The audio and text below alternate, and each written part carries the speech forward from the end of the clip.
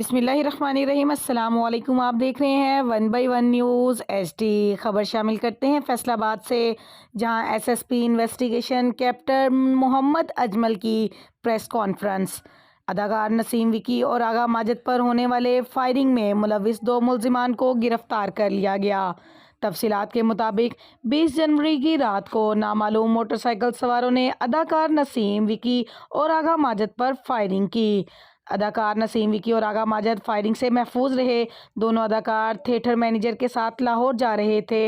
मुल्जिमान की तलाश के लिए मुख्तलिफ टीमें तश्कील दी गईं। जदीद वसाइल और टेक्नोलॉजी को बरोए कार लाते हुए मुल्जिमान को गिरफ्तार कर लिया गया। मरकजी मुल्जिम शुएब ने साथी जुनैद के हमरा गाड़ी पर 6 फायर किए।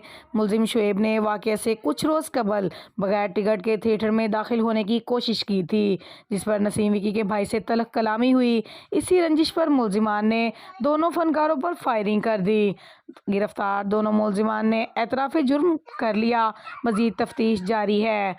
SSP ऑपरेशन मोहम्मद अजमल का कहना है कि मुल्जिमान को गिरफ्तार करने वाली खसूसी टीम के लिए इनामात की सिफारिश की जाएगी।